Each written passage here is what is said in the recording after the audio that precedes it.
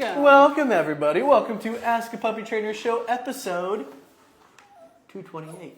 Wow, 228. Okay, so... It's your first episode together. He already projectile urinated on her, too, just to give you guys that. But he's so cute. I thought you had to see him. He's totally worth it.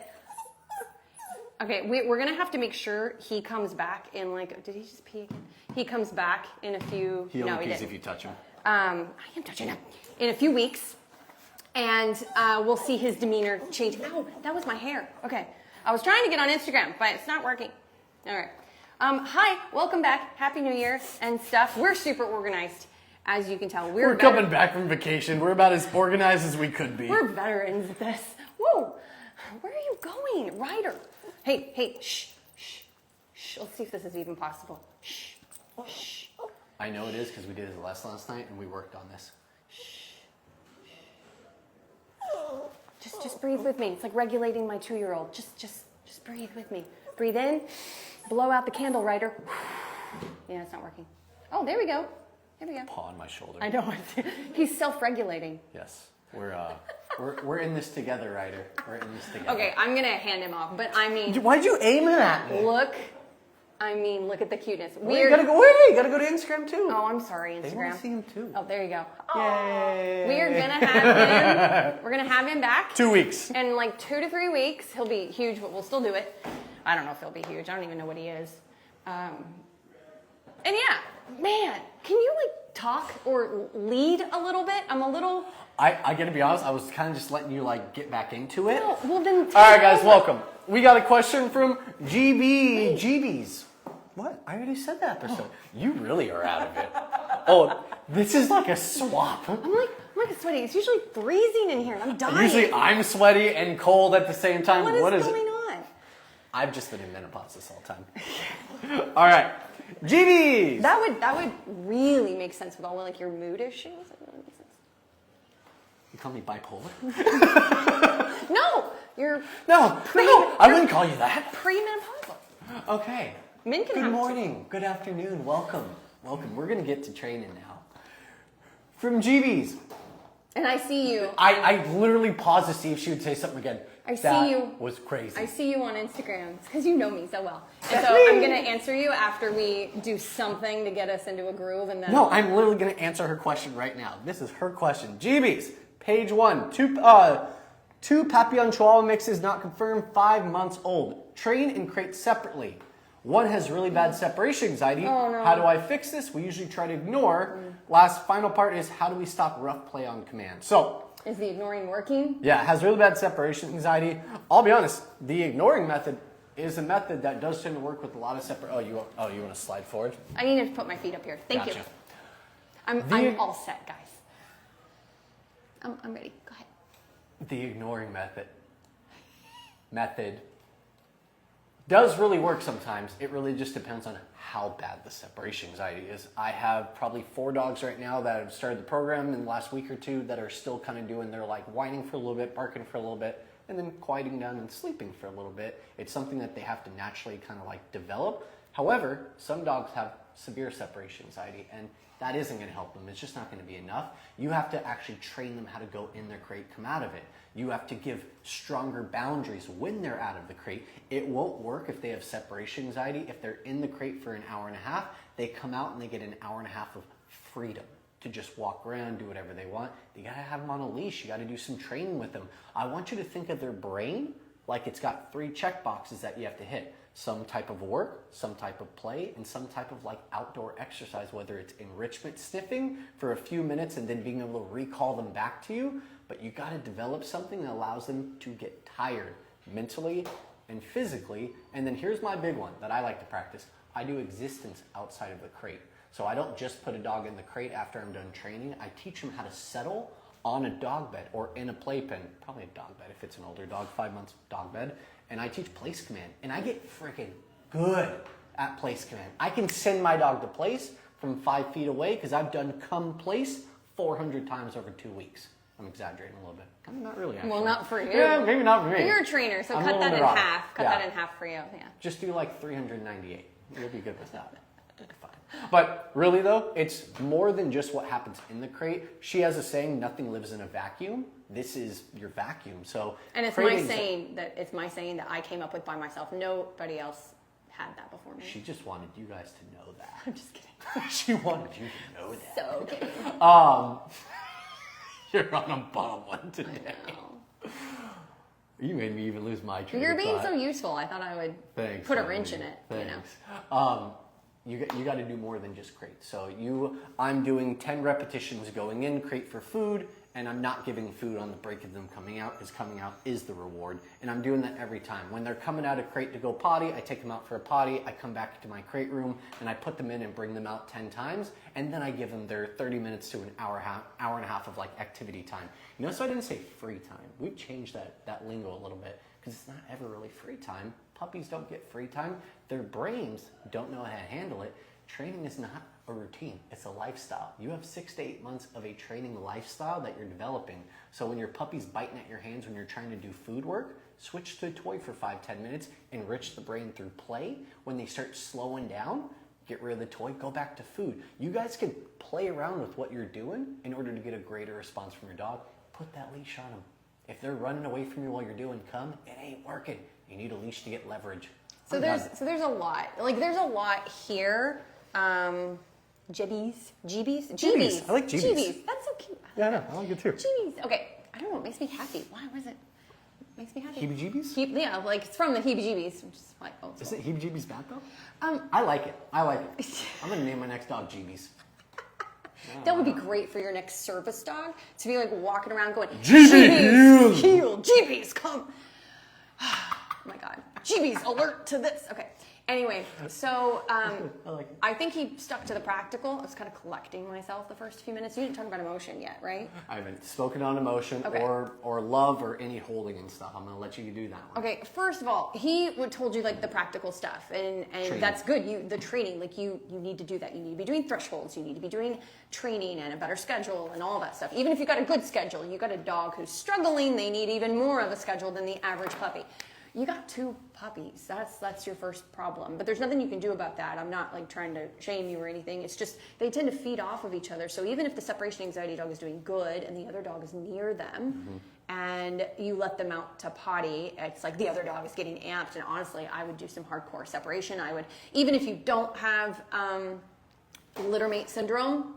You probably do a little bit. You probably do, yeah. I would research it some, but even if you didn't have a littermate syndrome and you like were experienced with multiple dogs at one time and multiple puppies or whatever the case is, I would do some serious separation of the dogs, like different rooms, the dog that struggles is like in the laundry room, and the dog that doesn't struggle can be in your room with you. Like I would do some serious changes there. And then no affection 15 to 20 minutes before they go in crate and after he comes out of crate. This particular dog, you can change it up with the other dog. Do not nurture permissiveness. If that puppy comes up to you, you should not always be petting that puppy. That's permissiveness. The dog is training you on when to pet them. Human pet, good human. Yeah, and then it becomes compulsive and they need it all the time, and then why would they ever be okay being There will be alone? a day that you don't pet them and they bark at you, so they're saying human pet, no human pet. And not every dog does that, but she's struggling, guys, so we're being more strict, okay? So the other thing you want to look at is what are you petting? If I could pan the phone, I would show you my dogs in and down on the ground right now. Sometimes if a dog is finally calm, a puppy especially, leave them alone. Let them be calm. Yeah. But if I was going to pet them, it would only be when they are chill. I wouldn't wake them up or anything, but it's like they're just chilling out, doing their own thing. They're not on top of me, please, please, please pet me.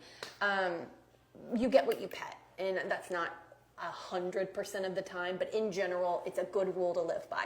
So if you pet pushiness, if you pet excitement, if you pet please, please, me, that's what you're going to see more of, which is going to totally work against you in the separation anxiety department. Can I break that down one step further? Yeah, sure. You have a calm dog. This dog right here is next to Bethany. She's going to massage, pet the dog. How you're petting your dog. That's another step. While she's petting the dog, she decides that she wants to, give some pets. And within 5 seconds, he's like, nipping at her hands, it's because he was calm. Or running at the brother. Yeah, you know? or running at the brother. Yeah. He was calm, but she wasn't. So it's also matching their energy to give what you want. If you want to build up a dog's energy, you amp them up, you play crazy, and when they start jumping, you're like, yeah, like you amp them up. That's what you do to build drive. If you're trying to lower it, you go the opposite direction. And here's the crazy thing, and it's just a lack of awareness if you haven't been used to it. This is good information for everybody.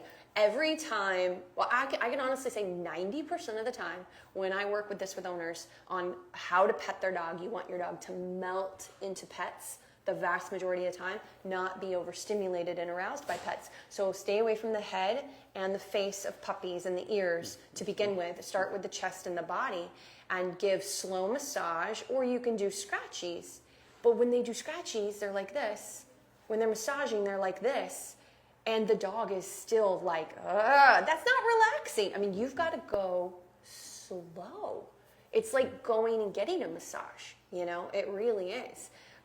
Or if you want to do scratchies too, that's fine, but it's not like this. You know what, licks or anything? Slow. The dog shouldn't be putting their head on you or licking you or putting their muzzle on you. Like, it's just neutral calm. They should be like melting into the floor like you're trying to melt through it. Yeah, like I have a rare case right now of a dog that is pretty shut down, pretty fearful. And I'm doing the opposite with her. Now that she's comfortable with me petting her, I'm like, yeah, let's go, girl. Yeah, let's get it. Let's go. And she gets a little uncomfortable, and then I'll go soft again, and then I'll ramp her up again. And so she's getting used to that, and it's exciting her because I'm training the opposite of what most common average, not average owners as in like your average, but like the average owner that hasn't owned 10 puppies and raised tons of puppies and trained is doing the opposite of that. They're amping their puppy up from the moment they get them at 8 weeks old, and then they wonder why they have so many arousal issues and they can't influence their puppy's behavior. And so that's something to really keep in mind is how you're going about handling your dog physically. Okay, I think we can move on. And we don't normally go that into detail sometimes when you guys send us in questions, but GB's is actually here, and so we wanted to be thorough. Anyone here, guys, GB is included. If you guys have a rebuttal, you have a return, you have a follow-up question, you like the back and forth, it's way more personal that way. We're going to go through our phones real quick, find our questions. Megan Marabella, ooh, that's pretty. Megan Marabella says, what's the ideal schedule for a 9-month-old Cavapoo, she's on Instagram, to be in their crate? Okay, so the average schedule to be in their crate, 9 months old, so we're talking about a mid-adolescent dog, currently doing 1 to 2 hours out, 3 to 4 hours in. Perfection. That's awesome. That sounds for a 9-month-old, that sounds very much like what we would say if an owner wasn't having serious behavioral issues. That sounds really good. So for me, as the dog gets into adolescence, this is always my thing that I think, where'd my mic go? That I think we forget as trainers, because there's so many phases. Like they go through so many behavioral phases in a very short amount of time, and we forget to be clear on adapting to that. So for me, when a dog gets to be 6, 7, 8, especially 8, 9, 10, 11, 12 months old, it's actually about bigger chunks of time of exercise, play, like stacking all those things, out time with me. The dog might still need to be tethered to me. The puppy can't just free roam yet because they can get real bitey around adolescence. Not because they're teething, just because they like to bite. They like to bite. They want to bite. Yeah. Bigger out time, and then bigger chunks of time to rest and crate. Where you get into problem issues is you're still doing your 12 and 14 week old schedule where they get an hour of out time. They get 30 minutes of out time, because that's what we do. We do 30 minutes of play, train, 30 minutes of supervised separation, which is still out time, and then they go back and crate. Up to 30 minutes. Up to 30 minutes, yeah. And so they're still doing these little staccato training sessions through the day. You do that with a 9-month-old, you're likely to potentially start overstimulating them. They actually need bigger chunks of time of exercise twice a day, And then throughout the rest of the day, keep things easy and low key. You can still have them out with you, but they should be physically and mentally fulfilled from the morning. And so you can just let them out of crate after 5 hours, do a potty break, and give them a Kong and tether them to you or back tie them in place in their spot for a couple of hours. And then maybe, 10, 15 minutes of something back in crate for 4 hours. Then you have your night routine or however your day works. My point is bigger chunks of exercise. It's not 15 minutes anymore. It's more like 30 to 45, depending on the level of stamina your dog has. And then training mixed in, some play, and then they should be good for half the day or more. They'll practice what it feels like to be mentally calm and relaxed, like a good workout. Like if you go to the gym and you just mess around, you don't actually feel physically tired, you're not getting the benefits of the whole point of going to the gym, right? And so it's like, I don't mean they need some big workout and build stamina. Don't misunderstand me. But they do need to feel good and calm. They need to feel sated. Satiated. I heard someone say that the other day. I don't remember who it was. Satiated? Satiated. Like not food, but mentally and physically. Mentally satiated. But anyway, if we keep giving these adolescent dogs that have more energy, 10, 15 minutes here, 10, 15 minutes here, but they still kind of live here, they never fully... I'm not talking about dead tired like they are when they go to the daycare. That is not what I'm talking about. I'm just talking about just feels good, feels calm. They're happy. It's very They're valuable. happy and settled. Content. Okay. Ooh, I like that. Yeah. That's But really anyway, Megan Marabella, you're doing a great job. And sounds good. If you're not having any serious issues with your dog, you keep plucking away, keep doing what you're doing. Once your dog hits 1.5 to 2 years, you'll feel them hit another level of maturity, and then you can start to play around with more out time if you even want to. Your work schedule might not let you, and that is okay. You're doing good. So you got something on your end? TV, can you leave a dog for 6 hours, and how do we do that? Give me an age and a breed, and we will answer your question. All right. This is from No, Diana. I have more. Okay, stuff. hit it. Okay, because we want to prioritize you guys versus the send-ins when we can. Okay. Speaking of Diana CB, that's not the same person, is it? Oh, it is. Shut Hi, up. Diana. Look at that, Diana. We are answering your question either way. We got all these people showing up that message us. That's Yeah, awesome. literally identical. Oh, Diana. 11. I don't have that response yet. I've only read this question. 11-week-old does not voluntarily go in crate. I have to place him inside. Oh, this isn't as... Wait, once he gets... Pretty normal. Oh, no, this is good. That's normal. I thought this was leading to severe separation anxiety. Whew, I'm okay, Diana. I'm okay. All right. We're safe. We're safe. We're safe. This is good. We can handle this, Diana.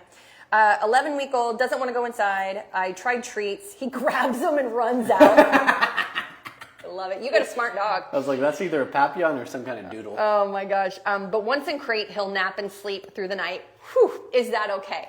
I mean, no, it's not okay. Like, we need to work on it because it will get worse. Mm-hmm. If your dog is already giving you the runaround at 11 weeks, I got news for you. You got 2 weeks. You are going to find that your dog's personality is going to do this more and more because they get worse as they get to be teenagers, not easier. You're in the hump easy stage. phase. It's about to give you a big hump down, and then you got 2 more humps after that. It's like all uphill right now. And then it plummets. And so, no, you got to get control over this now and you've got to learn to bond with your dog in a way where you can shape their decisions because it just goes downhill from here.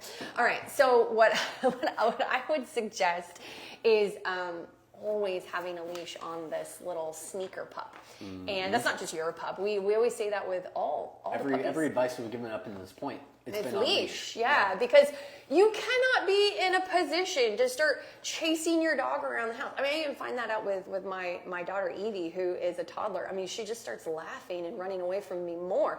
That's exactly what the dogs do. It's just, and then you're like, please look at this treat. Look, follow the puppy, come, but I have a treat. Please come so I can grab you to put you on leash after you've already ran away from me.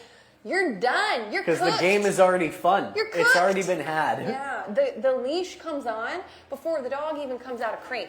And then if you know you have a crate issue, when your dog is having free time, if that out time, we call it break time. We call it break time. I'm picking on Sparky about something. We call it break time, Sparky, not free time. Yes, dear.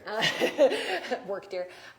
Work, dear. What you need to do is when they're out in your house, you're like, puppy, come, sit, good. Put a leash on them. Do like a couple sit, break, or sit down, break, place. Just do 3-4 repetitions of something just so the leash doesn't mean go to crate right away.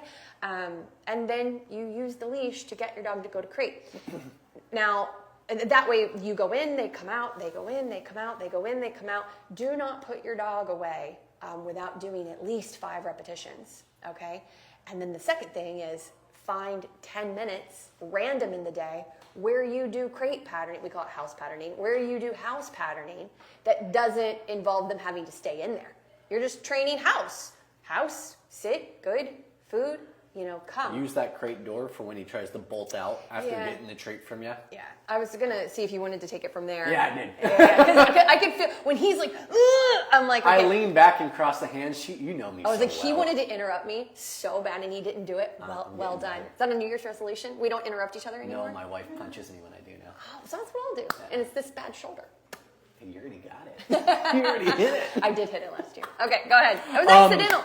When I'm starting to do the house patterning, you have a couple different solutions. If I have a dog who's willing to go into the crate, but when I lure him in and then I give him the treat, he runs out. He might be faster in your arm. No, without a doubt, he is faster than your arm. Be on the ground. If your knees can handle it, be on the ground. Be on the ground. And to get over the hump of him being able to run out quickly, lure him into the crate, and as he's starting to put his front feet in, toss. Like use your wrist to like flick the treat to the back of the crate.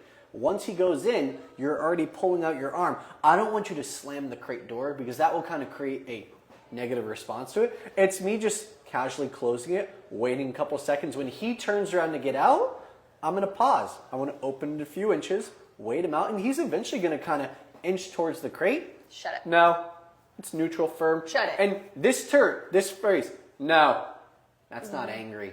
I could do it with a smile. It's authoritative. A neutral, authoritative voice. So your dog starts like, whoa, and they start kind of checking in with you a bit more. And then you'll practice. If her dog is sensitive to tone, your dog may not be sensitive to tone, but you'll figure this is what you got to do to learn about your dog. The crate door is going to help them become sensitive to 'cause tone you'll because shut they it. won't be able to get out past that door. And after a while, they'll kind of back off. He may not even sit for you right away. He might just pause. Yeah, it's fine. He doesn't have Take to a sit. breath. Open door. He kind of. But 2 waits. inches. You're still doing 2 inches. You're not doing it all the way. Yeah. A couple inches. And then he's like, but waits. Open door. Reach in with leash if you haven't already done it. Clip on. Sorry, I'm going a little bit more from scratch. You're going more detailed. Yeah. And Gotcha. then that's when I invite them out with break. Once they come out, I don't give food on the out. The reward is coming out of the crate because they don't want to be inside of it. And then I'm literally break, turning them around. I'm doing hand towards crate, switching hands, lure, toss the treat with the wrist if I need to. I do like 5 in, 5 out, and then I'm going to give them their 30 minutes to an hour of activity time, hanging out with us. You want to go more? You good? No, I think that's good. Just don't forget to not only do it when you put the puppy in there, but also do it a random little 10-minute exercise during the day. House, food, good, closed door, open door, teach them to wait for permission to come out. I mean, check out our online school. I mean, do you want a program? Do you really want to learn how to work on all aspects of your dog's life? Or do you just want to learn basic obedience? It's up to you how in-depth you want to use our program, but you can check out thepuppyacademy.com and check out our online program. Your dog is the perfect age for it. Okay, so I've got a follow-up. Megan Marabella says, super helpful. How do you know when it's time to extend out of crate? I believe this was the 9-month-old. And we might have answered this before you asked this, but in case you needed clarity, it really is just about breed, maturity. Like we have a 12-month-old lab right now that is jumping on counters, is jumping on people, is picking up toys that aren't his constantly, and is really struggling with any free time. So that dog is going to be mostly crated until we get, over this hump of training and understanding. And it's not a calmer Labrador, unfortunately. It's just not. It's not a calmer retriever. Whereas we've had other retrievers here that are just like this, have the day. Puddle pups. Yeah, and so that dog at 6 months old is going to get double, triple the out time if that works for the family. If there's someone home, then the other one that's actually more mature and has had training, he's just hit this hump of like, oh, I've gotten away with a few things and it's an active household and I'm going crazy. It's so much of it is personality. So all you can do is test it out. And with supervised, of course, and I don't mean like test it out and leave the house. We would never do that with a dog under 2 for a lot of reasons. If you have and your dog is fine, then good. But when you get a dog that's not fine and you have to go to the hospital because they've eaten something, you'll know why, and then you pay $3,500 to have it cut out of them. So that's like, we just don't mess with that with dogs that are still in adolescence where they wake up a different dog sometimes. It's north of $10,000 for that surgery. Just so you know. Okay, to go into the intestines to remove stuff. Intestines, yes, but not like the stomach. And it depends on the part of the country you're in. That's like here in La La Land. Yeah. But anyway, really good. Anyway, okay. So the other question was. I have a question now. Oh, sorry. My 3-month-old puppy wants to eat everything he finds outside: grass, dirt, rocks. Any tips? Three. That dog should be on a leash, and I should be practicing some form of relationship building exercise, which is coming when called in name recognition. And food, you build some food drive. Build food drive. Oh yeah, to build food drive, Yeah. that means you're going to lessen the amount of food that you give him in his bowl, and you're going to take the other half it and train him with that half. And maybe even cut down for a day or two to like build up a bit more, because you need to be able to go outside when your dog looks at that rock or looks at that leaf and starts walking towards it. Pup, come, good, food, opposite direction. Pup, come, good, food, opposite direction. Sorry. He's right. He's right though. Like, and I would build more food drive inside. So I would spend like a week really focusing on indoor work on leash, because you need to practice your handling. It's not about the dog, it's about you. And building some food drive, and then trying to transition to outside. That would be your first step. There are many steps, Yeah, but that it would also be your depends first one. on how crazy sniffy your dog is. I'll be Yeah. honest, if your dog's crazy sniffy, I would buy a piece of turf, put it off the grass where you can kind of police a little bit better, teach them how to just sniff and do a quicker potty, and then eventually transition back to your grass. I've had dogs that are just like nutty terriers who just cannot stop. I was thinking dachshunds. Like, Dachshunds are hard too because they're they're so tough, low. yeah. Pugs, dachshunds, oh yeah. We're finishing up, but I don't want to leave Mrs. Haley Barber hanging because she asked a really challenging question that we can't get into deeply, but we typically don't with what you're saying. 4-month-old toy poodle struggling with separation anxiety. Any tips or tricks? There are no tricks. I'm sorry. I mean, there are tips, but if it's true separation anxiety, no tips or tricks will help you. It has to be a comprehensive program. And so what I want to tell you, and I'm sorry to like redirect you, but we did give a lot of information at the beginning of this live after some of our nonsense.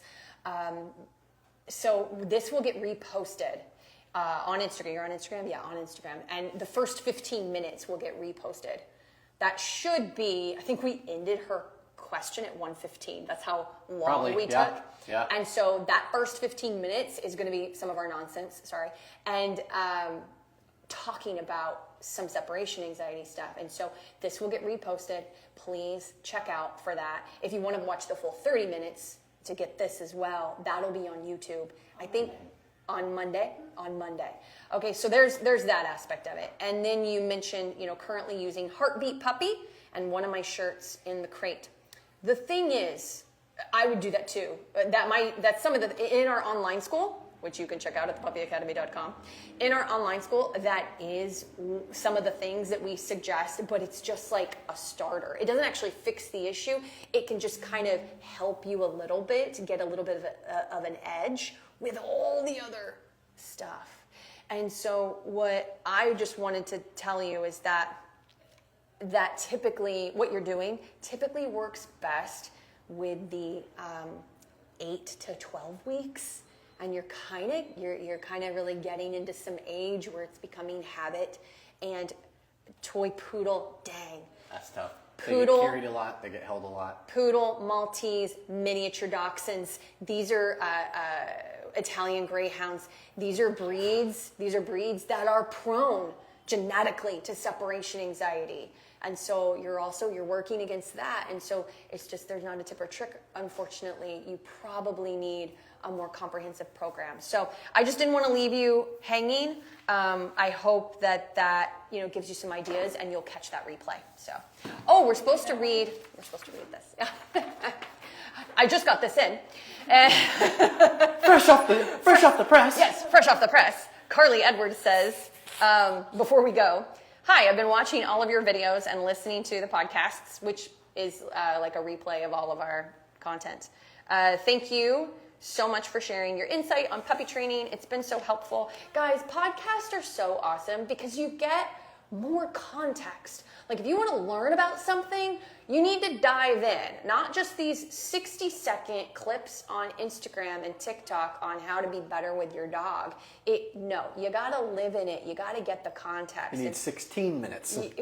You need 3 months of... No, I'm not kidding. No, stop it. If you're trying to learn a new skill and learn about something where you don't have to think, you just know what to do in the moment, and you're not paying for one-on-one help, you got to live in it. So you got to listen to it every day in your car, on the way to work and on the way home or on your walk or whatever it is. You got to listen to people talking about dogs, dog psychology, puppy training. So this is cool. Thanks, Carly. Okay, anyway, 13-week-old, I guess we should actually help her. Thank you for the compliment. 13-week-old Vizsla puppy, Vizsla, who's really smart and learns quickly. They're crazy smart. Emphasis on the crazy word. She loves her crate, which is separate from the living room and bedroom. That's with a Vizsla, good call. Has a really hard time settling in the playpen. We get this all the time with Vizslas, and honestly, hunting dogs. Yeah. Including poodles. Playpen when it's time to hang out with us. Which are also hunting dogs. Playpen when it's time to hang out with us in the living room. She gets tall enough to potentially jump out. She knows her place command, but doesn't always sit still for very long. Should we just go ahead and switch back to trying to playpen, tailor the... No. Forget the playpen. To back tying or playpen? Yeah, forget the playpen. Some dogs do not do well with it, and it's really more for how old? 13 weeks. God, she's young. Yeah, she is young. Usually we would say playpen, but lots of dogs... Boundary frustration. They don't do well with it, and it can actually cause more anxiety because of the lack of clarity. Unless you're going to go over and try to be really firm and be like, hey, knock it off, and kind of make the playpen make a noise. And then if your 13-week-old puppy is like, whoa, never mind, I'm just going to go over here, lay down, and chill with my Kong. If you get that, awesome. You've got a sensitive Vizsla, lean into that. But if she just kind of goes, and then you walk away, and she starts whining and jumping again, you got one of those, forget the playpen. That's most Vizslas. You got a standard Vizsla. You got a standard Vizsla. You didn't get a unicorn. Who's like, that's cute. I don't believe you. We'd recommend just putting them on a leash and tether them to you or back tie. I don't know if I do a back tie with the Vizsla unless I've already taught the ability to settle. Otherwise, I just get this. Well, they're working on it. In the leash, constant. And you can desensitize them. But if you can back tie your Vizsla, be close to them. They don't have to be in place, but you can have a place there in case she chooses it. Still doing some blocking, some moving in to try to calm them. See if she'll self-soothe within 15 to 20 minutes, but only do the back tying after adequate exercise and she's tired. And training. Yeah, I mean, mental exhaustion. When I say exercise, I mean training too. But so thank you. Not everybody. Some people think that's just going for a run with their dog. It's not. So you could try that, and if she doesn't self-soothe within 15 to 20 minutes, then she's tethered to you or she's in crate until you start to shape practicing calmness outside of crate, which is a thing. Check out our online school if that's something you think you might be interested in for like a full comprehensive program. And one more thing, if she does settle within 15 to 20 minutes, but it only lasts like a minute and she's up again, whining, pacing, wait for another settle and then get up and put her in crate. Like, you be the one to release her from the settle rather than having to put her in crate when she's like pacing at the end. Because she can't settle. Yeah, again. So it's tricky. You want to reward the settle, not reward the pacing by taking the leash and putting it But on a you're crate. going to learn so much about your dog when doing this. You're going to know whether they have multiple settles in them Yeah. and how long they're able to settle for. And as you start realizing and learning that, you see the first settle and she's breaking. You're like, I only get one more of these. And then it's going to be like zoomies for 5 minutes, Yeah. 10 more minutes of training, 20 more minutes of walking, just to maybe get this. Not to 13-week-old. Cut that in half. No, sorry. You're going to have to do all that to re-get the settle. Oh. So Yeah. put her in crate on that second settle so you don't have to spend another 30 minutes re-attaining it. Bingo. I hope that made sense. Sorry we rushed through it, but you can always reply back to us and we'll prioritize you. Bye, guys. Have a great day.